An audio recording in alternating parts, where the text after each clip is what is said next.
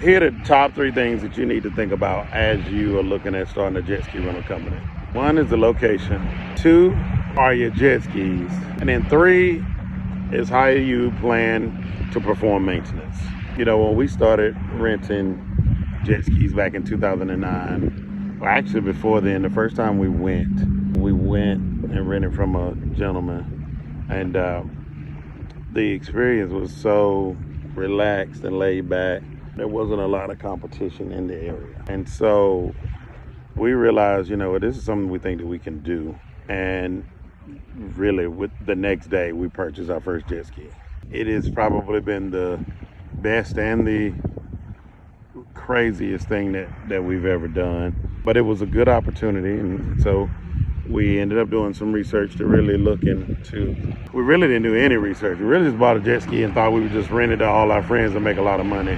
And that proved to not be the case at all. We had to then identify a location. So the reason the location is so important is because there are local regulations, or there are regulations from, you know, localities or from cities, or, you know, if you got wildlife boat ramps, state-owned, private-owned, you can't do business at the boat ramp. So a lot of people are like, well, I'll just buy the jet ski and I'll rent it at this public boat ramp. Well, that's not really an option.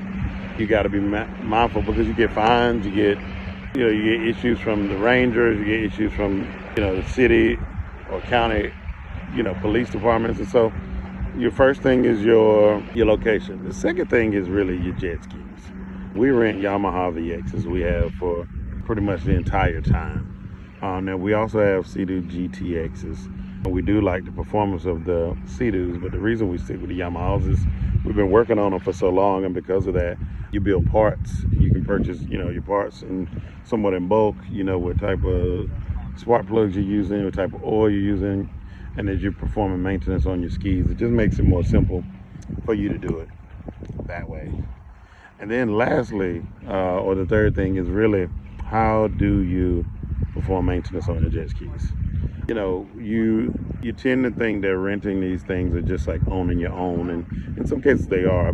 However, the amount of maintenance that goes into doing rentals is much more difficult than doing no maintenance on your own. You may get one oil change a season with a personal jet ski. You may do your oil changes every 2 to 3 weeks out here. Impellers that may last 3 years with a personal jet ski, depending on how much you ride, may last you, you know, a couple months.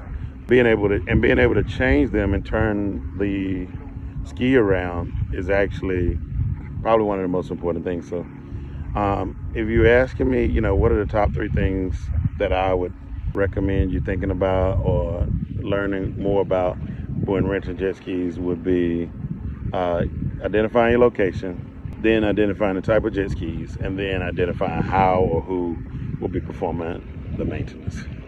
Hope you enjoyed this video.